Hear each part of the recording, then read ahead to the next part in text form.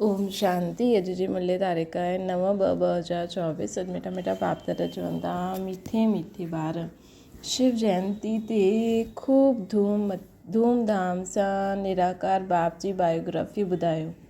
ये शिव जयंती हीरे तुल्य आहे। प्रश्न, तव्हां ब्राह्मणनि जी सच्ची दिवाली कॾहिं ऐं कीअं आहे? वास्तव में शिव जयंती ही असांजे लाइ सच्ची दिवाली आहे। छोजो शिव बाबा जी करे तव्हां आत्माऊं रूपी दीपकनि खे जगाईंदा आहिनि। हर हिक जे घर में घर जो दीप जलंदो, अर्थात आत्मा जी ज्योति जगदी आहे। ये शरीर असांजो घर आहे, हिन में आत्मा ज्योति जगी वेंदी आहे। उहे स्थूल दीपक जलाईंदा आहिनि, लेकिन तव्हांजो सचो दीपक शिव बाप जे अचण सां जगदो। इन करे तव्हां खूब धूमधाम सां शिव जयंती मल्हायो। त शिव जयंती दिवाली जीअं मल्हाइणी आहे। बाबा चईंदा आहिनि न, शिव जयंती ॾींहुं दिवाली जीअं लाइटियूं आदि ॾीआ आदि जलाईंदा हो त माण्हू ख़ुदि अची करे पुछंदा कि इहे छा आहे, पोइ हुनजो अर्थ हुनखे ॿुधायो। ओम शांति। मिठा मिठा रूहानी ॿार शिव जी जयंती मल्हाईंदा आहिनि ऐं भारत में त शिव जयंती मल्हाईंदा ई आहिनि। जयंती हिकु जी मल्हाइबी आहे, उनखे पोइ सर्वव्यापी चई ॾींदा आहिनि। हाणे सर्वव्यापी जी जयंती त थी न सघे। जयंती कॾहिं मल्हाइबी आहे? जॾहिं गर्भ खां ॿाहिरि ईंदा आहिनि। शिव जयंती मल्हाईंदा त ज़रूरु आहिनि, आर्य समाजी बि मल्हाईंदा आहिनि। हाणे तव्हां मल्हाईंदा आहियो, हिन साल 88वीं जयंती मल्हाईंदासीं। गोया 88 वर्ष थिया जयंती खे। मतलब शिव बाबा खे हिन सृष्टि ते अची करे 88 साल थी विया आहिनि। जन्म ॾींहुं त सभिनि जो यादि रहंदो, फलाणे ॾींहुं गर्भ खां ॿाहिरि आयो। हाणे शिव बाबा जी तव्हां 88वीं जयंती मल्हाईंदा, उहो त निराकार, हुन जी जयंती कीअं थी सघंदी आहे? एतिरा वॾा वॾा मनुष्यनि वटि निमंत्रण कार्ड वेंदा आहिनि। कोई खे पुछणो त खपे न, जयंती कीअं मल्हाईंदा आहियो, उन जन्म कॾहिं ऐं कीअं वरितईं, पोइ हुन जे शरीर जो नाम छा रखियो। परंतु अहिड़ा पत्थर बुद्धि आहिनि जो कॾहिं पुछंदा ई न आहिनि, त उन्हनि खे ॿुधाए सघंदा आहियूं उहो निराकार, हुनजो नाम शिव आहे। तव्हां सालिग्राम ॿार आहियो, न ॼाणंदा आहियो हिन शरीर में सालिग्राम आहे। नाम शरीर ते पईंदो आहे, उहो परमात्मा शिव आहे। हाणे तव्हां केतिरो धूमधाम सां प्रोग्राम रखंदा आहियो, दिन प्रतिदिन तव्हां धूमधाम सां सम्झाईंदा आहियो कि जॾहिं शिव बाबा जी ब्रह्मा तन में प्रवेशता थींदी आहे, उहा अची करे उहो ई उन्हनि जी जयंती ॻाल्हि आहे। उनजी तिथि तारीख़ कोई न ॼाणंदो आहे। चईंदा आहिनि मां साधारण तन में प्रवेश करिणो आहे। ॾिसो, जीअं गर्भ में आत्मा प्रवेश कंदी आहे त कंहिंखे पतो लॻंदो आहे, हीअं शिव बाबा ब्रह्मा तन में कंहिं सेकेंड प्रवेश थिया, उहो बि यथार्थ रीति न ॿुधाए सघंदा आहियूं। परंतु कॾहिं कंहिं घड़ी उहो बि न ॿुधाईंदा आहिनि। तिथि तारीख़ ॾींहुं आदि ॿुधाइनि त चइनि कि फलानी तारीख़। जनमपत्री आदि त हिननि जी हूंदी ई न आहे। वास्तव में जनमपत्री त सभिनि खां ऊची हिननि जी आहे। कर्तव्य बि हिननि जो ॾाढो ऊचो आहे। चईंदा आहिनि प्रभु तव्हांजी महिमा अपरंपार, त ज़रूरु कुझु कंदा हूंदा न। महिमा त ॾाढी ॻायल आहे। नेहरू, गांधी आदि सभिनि जी महिमा ॻाईंदा आहिनि, हिननि जी महिमा कोई ॿुधाए न सघे। तव्हां सम्झंदा आहियो उहो ज्ञान सागर शांति जो सागर आहे, उहो त हिकु ठहिरियो न। पोइ उन्हनि खे सर्वव्यापी कीअं चई सघंदा आहियूं? परंतु कुझु बि सम्झंदा न आहिनि ऐं तव्हां मञंदा आहियो, कोई पुछण जो साहस बि न कंदा आहिनि। पोइ उन्हनि खे सर्वव्यापी कीअं चई सघंदा आहियूं जॾहिं उहो त हिकु ठहिरियो, परंतु कुझु बि सम्झंदा न आहिनि। ऐं तव्हां मल्हाईंदा आहियो त कोई पुछण जो साहस बि न कंदो आहे। उहे असां मल्हाईंदा आहियूं त कोई पुछण जो साहस बि न कंदो आहे। न त पुछणो खपे, शिव जयंती मल्हाइबी आहे, महिमा ॻाइबी आहे, त ज़रूरु कोई थी करे वियो हूंदो। ॾाढा भॻत माण्हू आहिनि। अगरि गवर्नमेंट न मञे त भक्त साधु गुरूअनि जी स्टैम्प बि न ठाहिनि। अगरि गवर्नमेंट न मञे त भक्त साधु गुरूअनि जी स्टैम्प बि न ठाहिनि। जीअं आहे गवर्नमेंट ईअं रेत प्रजा हाणे तव्हां ॿारनि खे बाप जी बायोग्राफी जो बि सुठी तरह मालूम पियो आहे। तव्हांखे जेतिरो फ़कुरु रहंदो आहे ओतिरो ॿियो कोई खे न रहंदो आहे। तव्हां ई चईंदा आहियो शिव जयंती हीरे तुल्य आहे, बाक़ी सभु जयंती कौड़ी तुल्य आहे। बाप ई अची करे कौड़ी खां हीरे तुल्य ठाहींदा आहिनि न असांखे। श्री कृष्ण बि बाप द्वारा एतिरो ऊंच ठहियो, हिन करे उन्हनि जो जनम हीरे तुल्य ॻायल आहे। पहिरियों कौड़ी तुल्य हुयो, पोइ हीरे तुल्य बाबा अची करे ठाहींदा आहिनि न। बाबा चईंदा आहिनि न तत्वम तव्हां बि ठहो था न। इहे ॻाल्हियूं मनुष्य न ॼाणंदा आहिनि कि कीअं श्री कृष्ण जी आत्मा कौड़ी खां हीरे तुल्य ठही।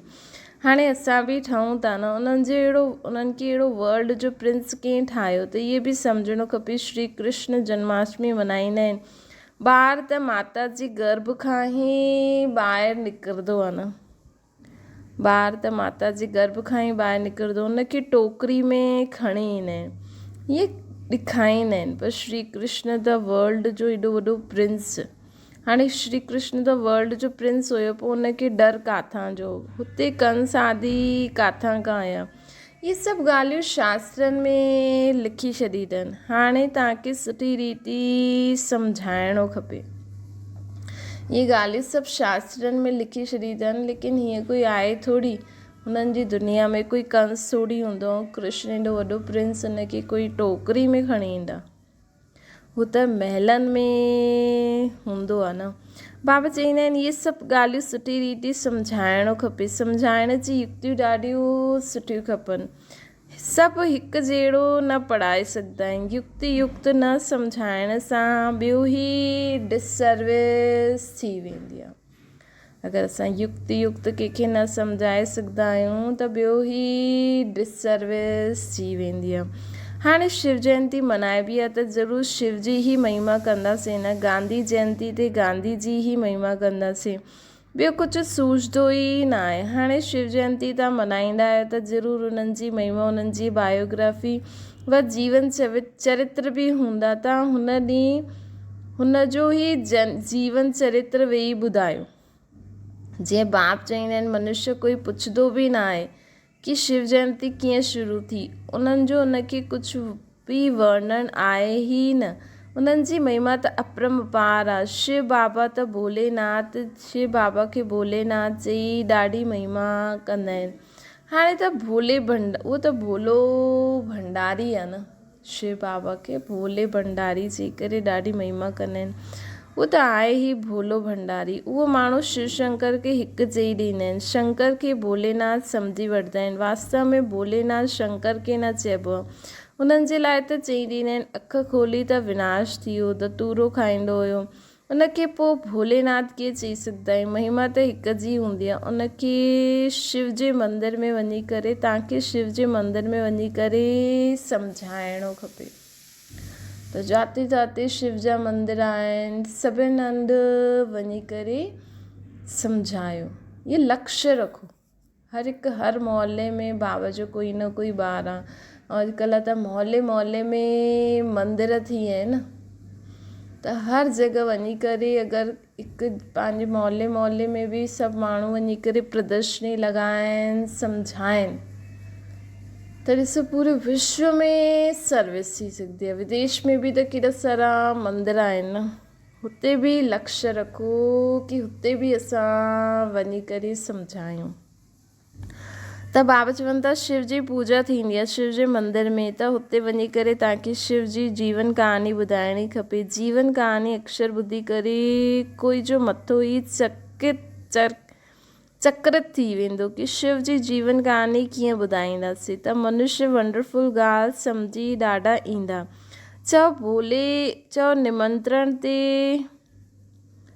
जो ईंदा हुननि खे असां निराकार परमपिता परमात्मा जी जीवन कहानी ॿुधाईंदासीं। त ॾिसो शिव जयंती अचे थी, बाबा असांखे छा चई कि शिव जयंती ॾींहुं शिव बाबा जी जीवन कहानी ॿुधायो। असां निराकार परमपिता परमात्मा जी जीवन कहानी ॿुधाईंदासीं। हिकु ॾींहुं रखो जीवन कहानी ॿुधायूं था, ॿिए ॾींहुं रखो शिव शंकर जो डिफरेंस छा आहे इहे ॿुधाईंदा, हिकिड़ी छा हिकिड़ी छा। ॾिसो अगरि रोज़ु रोज़ु असांखे महीनो बि, हाणे महीनो ई पियो आहे शिव जयंती अचण में, त ॾिसो हर ॾींहुं अगरि कोई न कोई ॾींहुं फिक्स करे कंहिं न कंहिं जे बारे में, कंहिं न कंहिं टॉपिक जे बारे में ॿुधाईंदा वञूं त हर माण्हुनि खे केॾो सुठो शिव बाबा जो परिचय मिले। हिकु ॾींहुं ॿुधायो हुनजो कर्तव्य छा आहे, गुण छा आहिनि, शक्तियूं छा आहिनि, उहो कीअं असांखे मुक्ति, जीवन मुक्ति जो दाता आहे, स्वर्ग जो रचयिता आहे।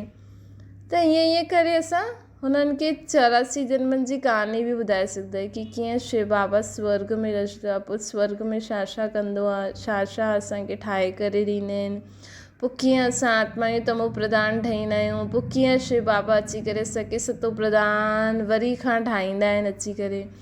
ईअं करे करे असां आत्माउनि खे पूरी चक्कर जो बि ज्ञान ॾेई सघंदा आहियूं, आत्मा परमात्मा सृष्टि चक्कर जो। हिकु ॾींहुं ॿुधायो कि उहो असांजो परम पिता आहे, खींजो पिता आहे, पिता जो वरसो छा ॾींदो आहे, टीचर ठही करे असांखे शिक्षा कहिड़ी ॾींदो आहे, सतगुरु ठही करे कीअं असांखे वरदान ॾींदा आहिनि। त ॾिसो ईअं करे असां पूरो शिव बाबा जो महीनो भर केॾो सुठो असां उन्हनि खे ज्ञान ॾेई सघंदा आहियूं न। त बाबा चवंदा आहिनि कि हीअं करे तव्हां उन्हनि खे ॿुधाए सघंदा आहियो कि असां निराकार परम पिता परमात्मा जी जीवन कहानी ॿुधाईंदासीं, गांधी आदि जी बि जीवन बायोग्राफी ॿुधाईंदा आहिनि। हाणे तव्हां महिमा कंदा आहियो शिव जी, त मनुष्यनि जी बुद्धि सां सर्वव्यापी जी ॻाल्हि उड़ी वेंदी, हिक जी महिमा पोइ ॿिए सां मिली न सघे। ये जो मंडप आदि ठाहींदा आहिनि, वह प्रदर्शनी कंदा आहिनि, उहो कोई मंदिर जो, शिव जो मंदिर त आहे न।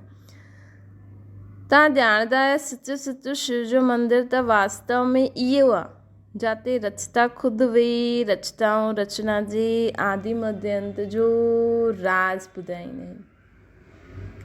सचो शिव मंदिर त मधुबन, जिते बाबा ख़ुदि रचताऊं रचना जे आदि मध्य अंत जो राज सम्झाईंदा आहिनि। त सचो शिव मंदिर उहो आहे, ऐं सचो निराकार शिव मंदिर मथे शिव ऐं शालिग्राम वेठा हूंदा आहिनि। ऐं सत्युक्त असांजो आहे ई शिवालय। त बाबा चवनि था कि सचो शिव जो मंदिर त इहो आहे जिते रचता ख़ुदि रचताऊं रचना जी आदि मध्य अंत जो राज सम्झाईंदा आहिनि। तव्हां लिखी सघंदा आहियो रचता जी जीवन कहानी ऐं रचना जी आदि मध्य अंत जो राज, अथवा हिस्ट्री जोग्राफी ॿुधाईंदासीं, हिंदी इंग्लिश अंग्रेजी में लिखित हुजे। वॾनि वटि वञी करे वंडर खाइनि, वॾनि वटि वञी करे वेंदा आहियो त वंडर खाइनि कि केरु आहिनि जो परमपिता परमात्मा जी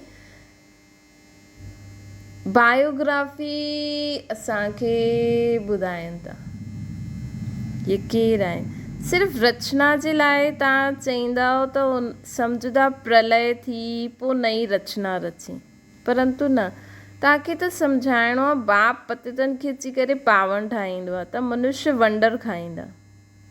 सिर्फ़ु रचना न सोचणु आहे भई रचना ख़तमु थी वई पोइ वरी रची, न, परमात्मा नई रचना कीअं रची, कोई आत्मा थोड़ी रची, पतितनि खे पावन ठातई, पुराणे खे ई नयो ठातई। जीअं अॼुकल्ह माण्हू कचिरे मां चीजी कढी करे नई चीजी ठाहींदा आहिनि न, लॻंदो उहो कचिरे मां खणी करे आया आहिनि, हीअं हुनखे परिवर्तन करे छॾींदा आहिनि। हीअं शिव बाबा बि पतितनि खे अची करे पावन ठाहींदो आहे। शिव जे मंदिर में बि ॾाढा ईंदा।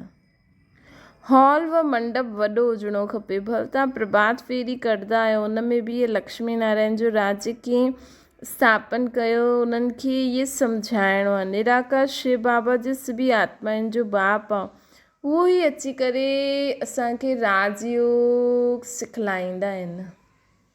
निराकार शिव बाबा जो सभी आत्माउनि जो बाप आहे, उहो ई अची करे असांखे राजयोग सिखलाईंदा आहिनि।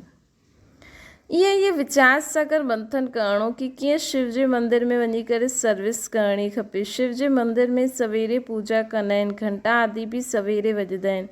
शिव बाबा बि प्रभात जे समय ईंदा आहिनि, अधु राति न चईंदासीं, हुन समय तव्हां ज्ञान बि न ॿुधाए सघंदा आहियो, छो जो मनुष्य सुम्ही पिया हूंदा आहिनि। राति जो पोइ बि मनुष्य खे फ़ुर्सत हूंदी आहे, बत्तियूं आदि बि जल्दियूं आहिनि, रोशनी बि सुठी करणी खपे।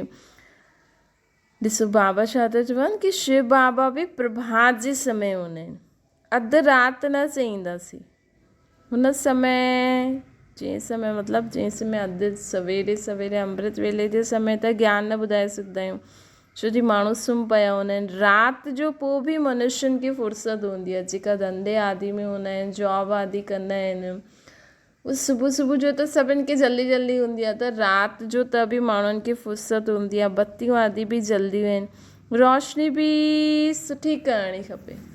बाबा चवनि था रोशनी बि सुठी करणी खपे।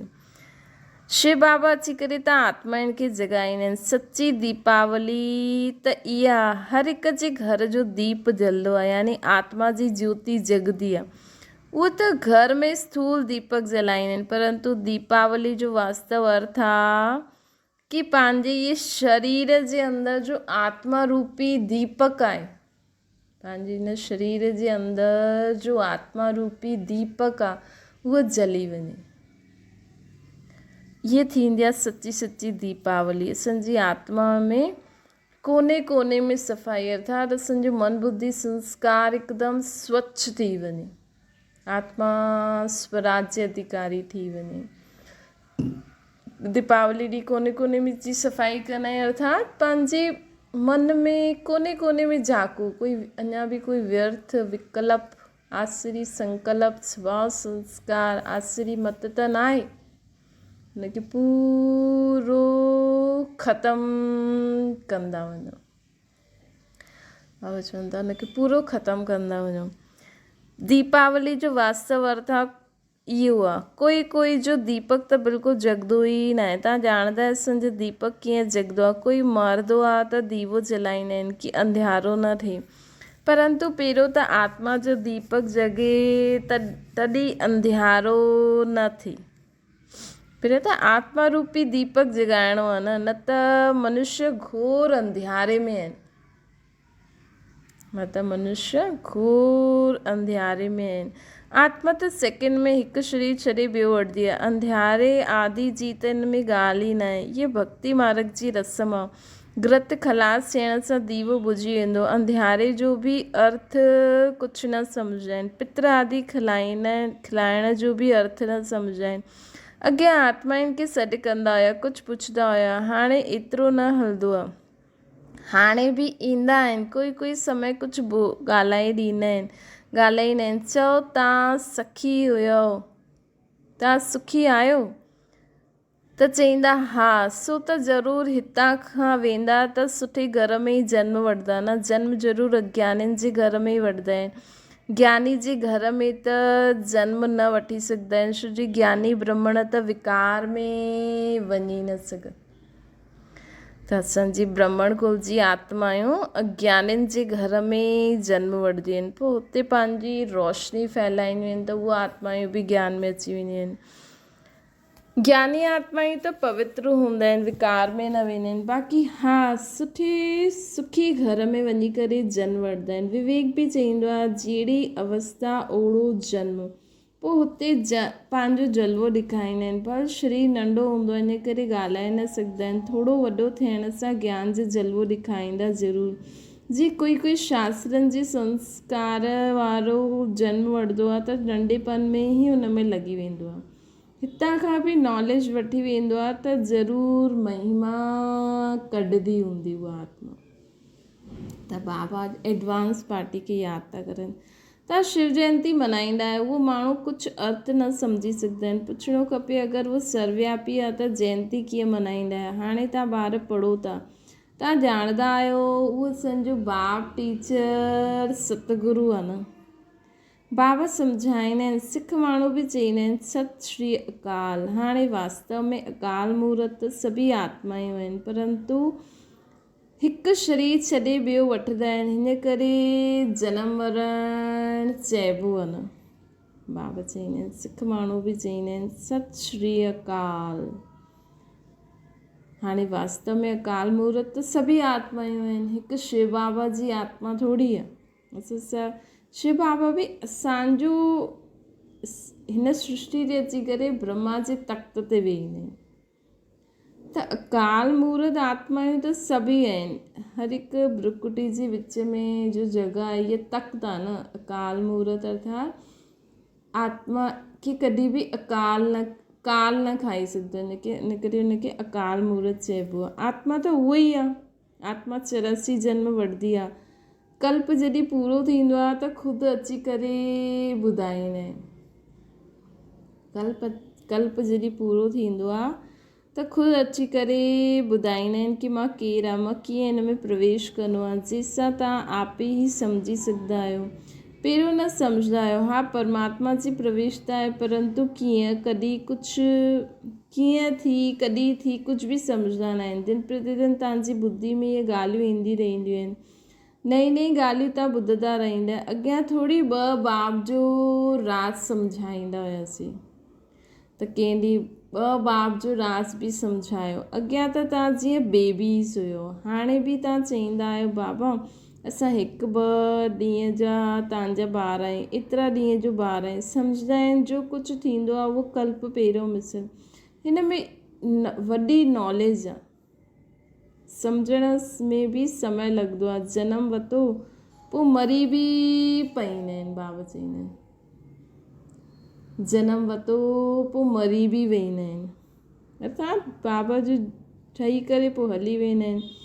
2 मास 8 मास जो मरी पईंदो आहे। तव्हां वटि ईंदा आहिनि त चईंदा आहिनि इहे राइट आहिनि, उहो असांजो बाप आहे, असां उन्हनि जी संतान। हा कंदा आहिनि। ॿार लिखंदा बि आहिनि, ॾाढो प्रभावित थी वेंदा आहिनि, पोइ ॿाहिरि वञी करे खलास थी वेंदा आहिनि, मरी वेंदा आहिनि, पोइ ईंदा ई न आहिनि। त छा थियो, या त पिछाड़ी में अची करे रिफ्रेश थींदा या त प्रजा में अची वेंदा। ये सभु ॻाल्हियूं सम्झाइण जी आहिनि। असां शिव जयंती कीअं मल्हाईंदा आहियूं, शिव बाबा कीअं सदगति कंदा आहिनि। शिव बाबा स्वर्ग जी सौगात असांजे लाइ खणी ईंदा आहिनि। ख़ुदि चईंदा आहिनि मां तव्हांखे राजयोग सिखलाईंदो आहे न, विश्व जो मालिक ठाहींदो आहे। बाप त आहे ई हेवन जो रचयिता, त ज़रूरु हेवन जो मालिक ठाहींदा न। असां हुननि जी बायोग्राफी ठाहींदा आहियूं, कीअं स्वर्ग जी स्थापना कंदा आहिनि, कीअं राजयोग सिखलाईंदा आहिनि, अची करे सिखो न। कंहिं ॾींहुं ॿुधायो भई शिव बाबा असांजे लाइ कहिड़ी सौगात खणी ईंदो आहे, कीअं राजयोग सेखारींदो आहे, कीअं स्वर्ग जी स्थापना कंदो आहे। जीअं बाप सम्झाईंदा आहिनि उहो ॿार न सम्झाए सघंदा आहिनि छा।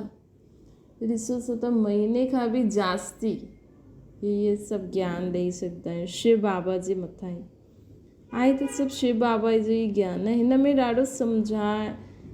ॾाढो सुठो सम्झाइण वारो खपे। शिव जे मंदर में ॾाढो सुठो मल्हाईंदा हूंदा, हुते वञी करे सम्झाइणो खपे। लक्ष्मी नारायण जे मंदर में अगरि शिव जी जीवन कहानी ॿुधाईंदा त कंहिंखे जचदी न, ख़्याल में न ईंदो, पोइ उन्हनि खे सुठी रीति बुद्धि में विहारणो पए।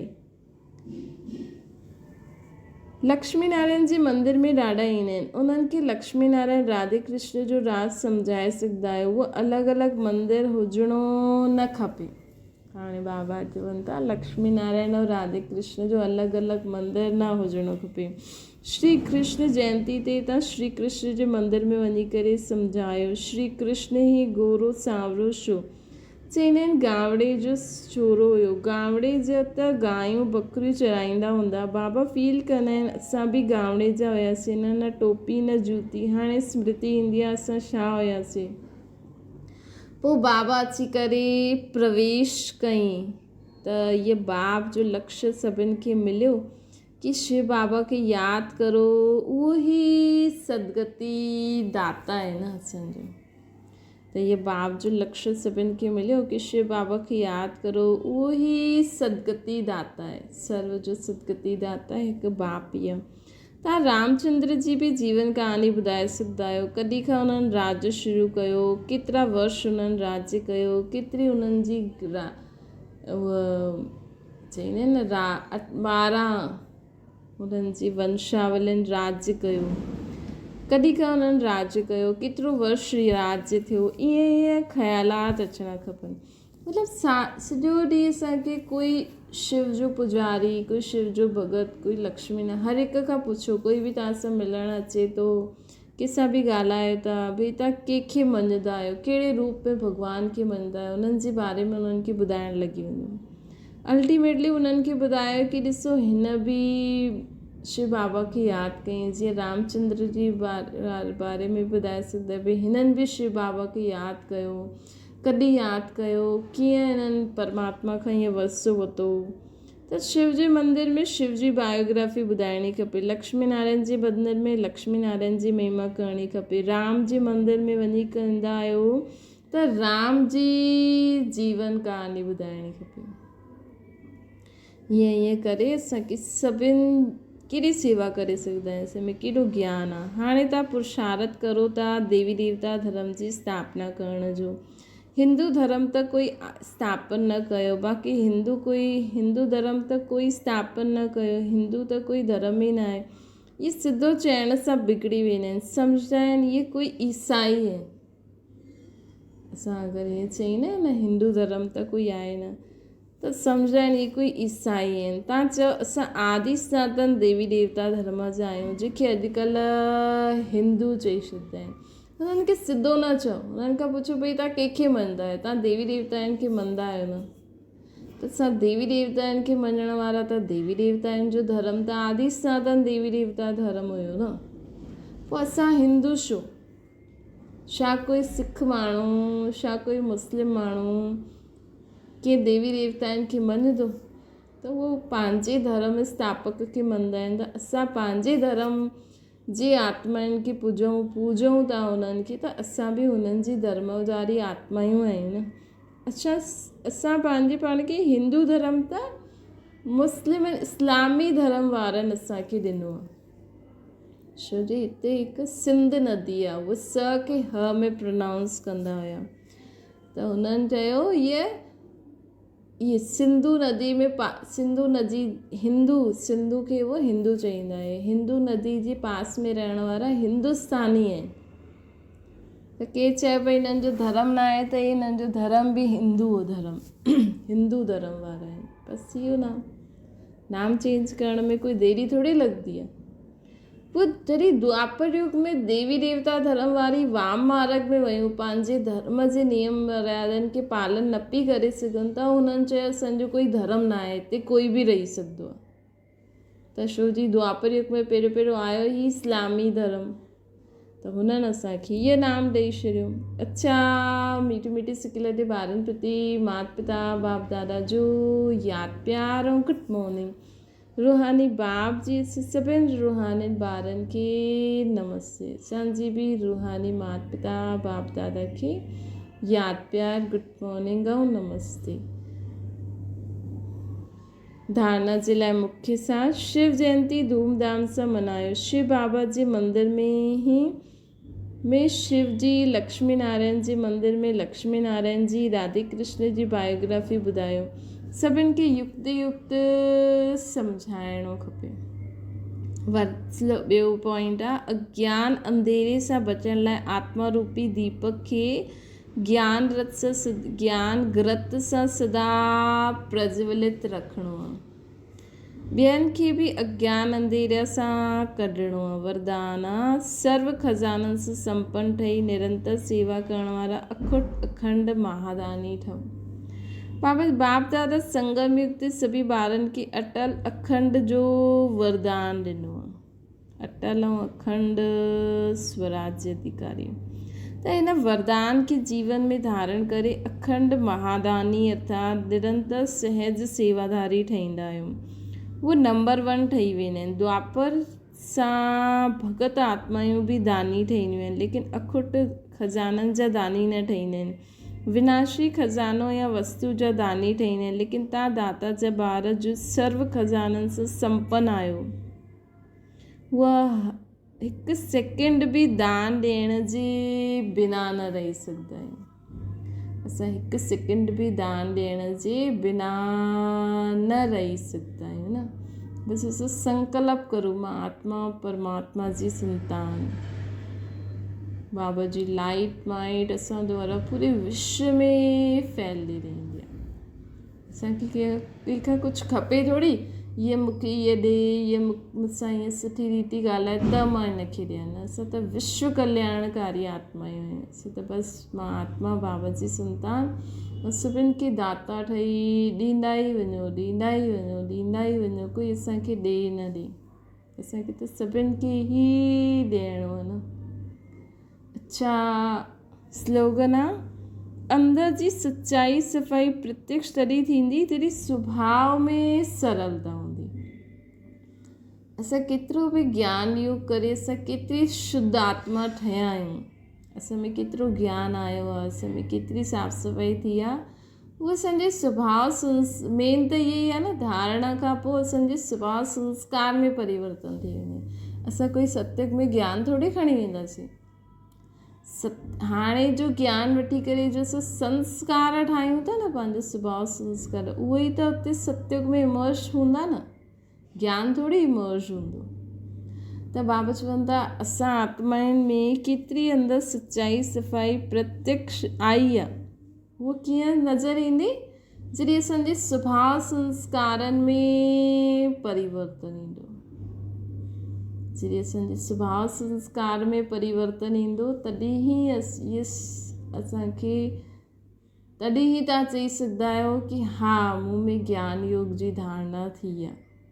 असांजो स्वभाव, सर्व जे प्रति आत्मिक भाव, असांजो संस्कार सरलता वारो हुजणो खपे। अच्छा, ओम शांति। बाबा खे यादि करो।